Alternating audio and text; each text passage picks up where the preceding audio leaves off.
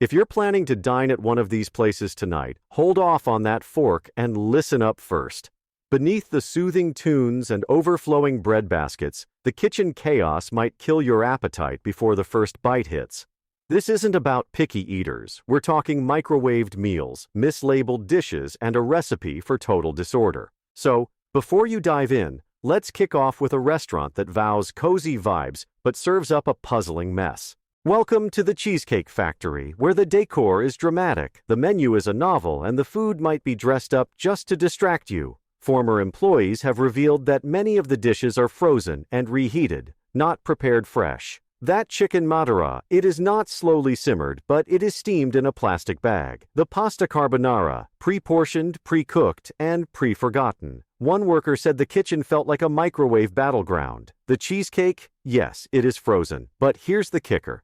It is frozen in a central factory, shipped out, thawed, and sold at premium prices. A slice can cost you over $10. And you are basically paying to eat a stylish ice brick with whipped cream on top. And then there is the menu. With more than 200 items, it is less of a dinner selection and more of a panic-inducing test. Multiple ex-staffers admitted that with so many items, proper prep becomes nearly impossible. One former line cook said, "If we have a rush, half the stuff sits out too long, the other half gets overcooked, and the grill is one giant guessing game." Temperature logs from several locations showed meat being held just under the safe limit, enough to invite bacteria, not dinner guests. If that does not concern you, maybe this will. The calorie counts. One pasta dish has over 3,000 calories, more than a grown adult needs in an entire day. You might think you are treating yourself, but you are actually treating your cholesterol to a party it never asked for. A single entree can come with hidden sugar, sky-high sodium, and enough saturated fat to keep your arteries guessing. And if you think you're saving yourself with a salad, be warned. Some of their healthy options pack more fat than a drive-through burger. At the Cheesecake Factory, you are not just ordering dinner, you are signing up for a food illusion that is beautiful on the outside and questionable behind the scenes. Now let us talk about a different kind of family dinner, one where the atmosphere is cozy, the name feels homey, and the biscuits come flying. Welcome to Cracker Barrel, the chain that built its brand on tradition and slow-cooked charm. But according to former workers and behind-the-scenes reports, some of that charm might be more manufactured than marinated. Several employees revealed that many home-style dishes arrive frozen, boiled in bags, or scooped from warming trays. One said the macaroni and cheese came in bulk tubs that were heated in hot water and felt like school cafeteria leftovers. Others claimed that green beans were dumped from cans into metal bins and left to sit under heat lamps for hours. One ex-cook said the beans looked like they died 3 times before they hit the plate. But it is not just the food. Health inspection reports from multiple locations list recurring issues, including improper storage temperatures, cross-contamination between raw and cooked meats, and staff failing to wash hands after handling trash. In one case, a Cracker Barrel location was cited for serving gravy that had been held at unsafe temperatures for nearly 2 hours. That is not Southern comfort. That is food roulette. And let us not forget the cleanliness. Multiple customers have shared photos online showing sticky floors, dirty silverware, and drink cups with lipstick stains still on the rim. One person said their water glass smelled like mold. Another found a hair in their mashed potatoes and wrote it had more seasoning than the chicken. Former staff also described being rushed through prep and asked to reuse serving utensils from previous shifts. That mashed potato scoop, it may have worked a double shift. Even the classic biscuits are not safe. Many locations bake them from frozen dough, not fresh batches. A former baker said the secret was to add extra butter on top to make them appear golden and homemade. But maybe you were thinking, at least the vibe is nice. True, if you enjoy dim lighting and gift shop trinkets, but behind the country decor and syrupy music lies a chain with efficiency as its real goal, not authenticity. For a place that prides itself on nostalgia, Cracker Barrel seems oddly eager to microwave the past and plate it with a smile. So, what do we have so far? One restaurant where your dinner might come out of a freezer bag with a fancy garnish, and another where your gravy could be older than your receipt. And we are just getting started. If you have made it this far, you are clearly hungry for the truth, which is more than we can say about some of these kitchens. If this video is feeding your curiosity, give us a like, subscribe, and share it with someone who still thinks nostalgia tastes like gravy. This is the hidden menu, and we are just warming up. If you thought we were done peeling back the kitchen doors, think again. Because some restaurants do not just serve disappointment. Now, welcome to Red Lobster, where seafood is the main attraction, but the real mystery might be what sea it came from and how long ago it swam. Let us start with those famous Cheddar Bay biscuits. Yes, they are addicting, but they are also frozen dough baked en masse, not whipped up fresh by some friendly seafood baker. One former employee said the trick was to drown them in garlic butter straight from a squeeze bottle to make them look handcrafted. The result? A butter-soaked illusion that smells like comfort and hides the corners being cut. Now let us get fishy. Several ex-Itchin staff have claimed that many Red Lobster dishes come from frozen bags, not fresh catches. The fresh fish of the day, often pre-portioned, vacuum-sealed, and chipped in from large suppliers. One line cook revealed that tilapia would arrive frozen solid and be tossed onto a grill while still icy on the inside.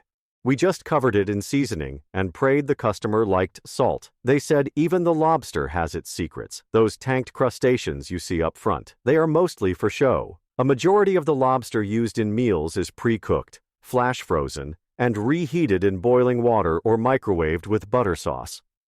One customer who paid extra for real lobster got a tail that was rubbery, watery, and oddly sweet.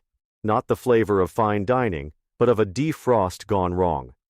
Health inspectors have also raised flags. Reports from multiple locations mention improper thawing practices, undercooked shellfish, and raw seafood stored beside prepped salads. And if you think seafood already smells a bit fishy, imagine opening a walk-in cooler and being greeted by what one employee called a scent that could wake the dead. Red Lobster built its brand on luxury at a discount, but in reality, it is more like budget seafood pretending to be upscale, a surf and turf disguise served with a biscuit smile. Now let us switch gears because not every dinner disaster hides behind fancy menus and linen napkins. Sometimes it is hiding right in the booth across from the arcade machine behind a pizza buffet that never stops sweating. That is right. Say hello to Chuck E. Cheese, the place where dinner and regret come with tokens. Yes, Chuck E. Cheese is technically a family entertainment center, but they serve full meals. And if you are eating dinner here, especially as an adult, we need to talk. First of all, the pizza. You have probably seen the rumors. Uneven slices, mismatched toppings, oddly shaped pies. Multiple viral videos have accused the restaurant of recycling uneaten slices into new pizzas. The company denies this, but former employees have said it was not unusual to see leftover slices disappear into the back, only to return looking magically whole. Even if you get a fresh pie, the quality is suspect. The dough is pre-frozen, the sauce mass-reduced and stored in tubs that sometimes sit out too long. The cheese is greasy, rubbery, and melts into a glossy layer that can look more like plastic than mozzarella. One worker said the pepperoni came in giant industrial bags and smelled like a locker room covered in paprika. It is not just about bad pizza. Salad bars have been flagged for sanitation issues with uncovered bins, tongs dropped on the floor, and veggies that look like they have been there since lunchtime. Yesterday, a health inspector once noted wilting spinach mixed with shredded carrots turning translucent. That is not dinner. That is a science fair project. Cleanliness. Let us just say that when you combine toddlers, arcade machines, and pizza grease, the results are rarely Michelin star worthy. Floors are sticky, tables are wiped with overused rags, and utensils sometimes get rushed through the dishwasher on a cycle staff call. The speed rinse. A customer once posted a photo of a plastic fork still stuck with dried marinara. Another found a Band-Aid under their breadstick. And while it might seem unfair to critique a place meant for kids, the truth is they charge real money for those meals. A pizza combo and a few drinks can cost a family $40 to $50. And for that price, you deserve food that does not come with side quests like find the clean table or guess what temperature this meatball is. Chuck E. Cheese sells itself as fun first, food second. But for families eating dinner here, especially in a pinch, it is worth asking, are we feeding joy or just fueling chaos? We have now seen seafood secrets and pizza slice of hand. One chain sells you frozen fish as fine dining. The other gives you arcade grease with a side of confusion.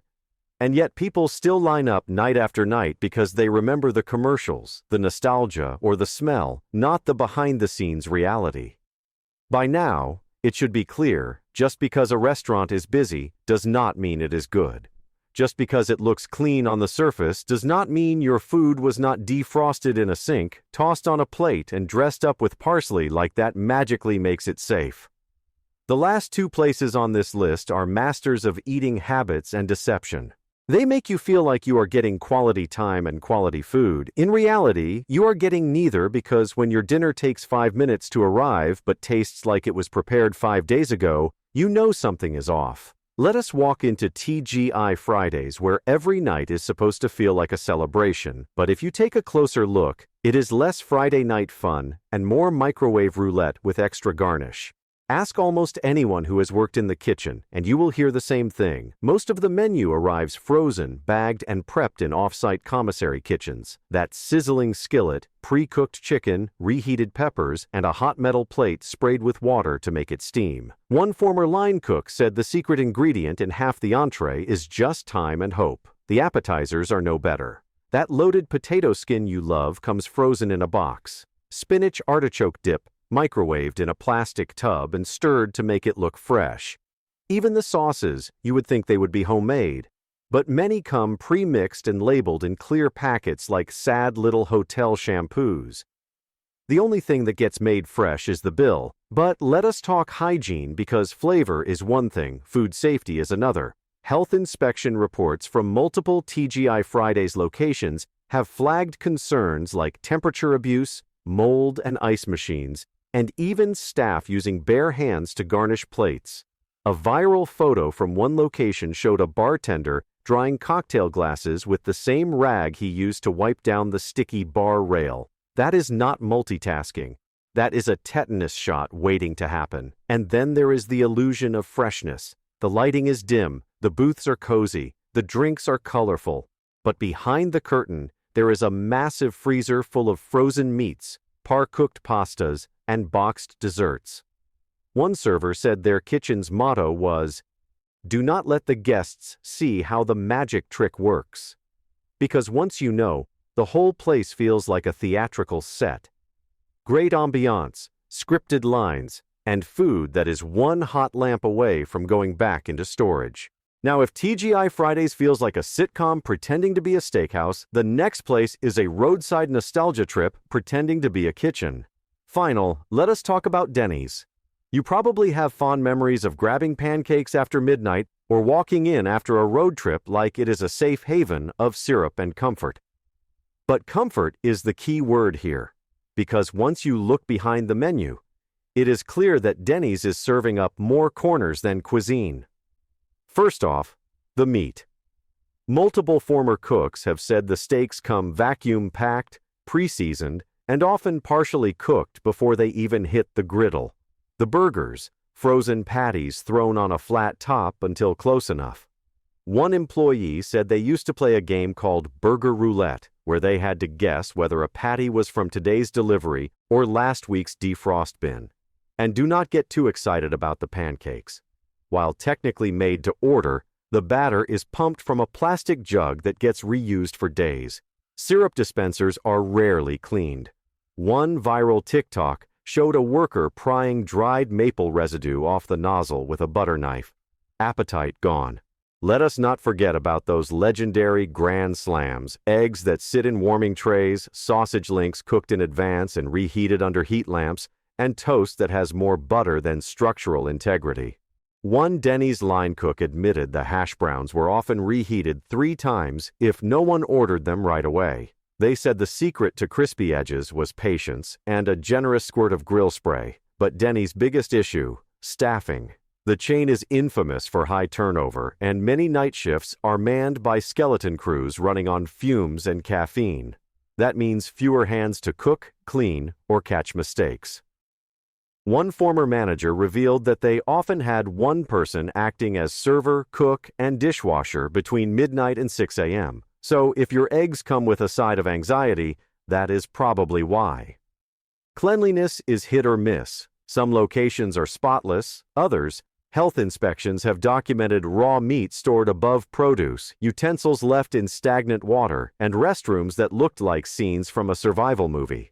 A customer once posted a photo of their table, a fork still stuck to dried syrup from the last diner with a napkin fused to the surface like it had been there since breakfast 2 weeks ago. The sad truth is Denny's thrives on routine and nostalgia. You are not there because the food is great. You are there because it is open. But being open does not mean it is serving food worth eating. So what have we learned from this tour of disappointment disguised as dinner? From breakfast for dinner masquerades to microwave meals with candlelight, the common thread is clear. These 6 restaurants are not failing because of taste. They are failing because of trust. They rely on image over ingredients, consistency over care, and cost-cutting over common sense. And we have let them because convenience tastes good. Familiarity tastes good. But when the lights come on and you realize your steak was steamed in a bag and your salad was prepped next to a mop bucket, the appetite disappears. Dinner should not be a guessing game.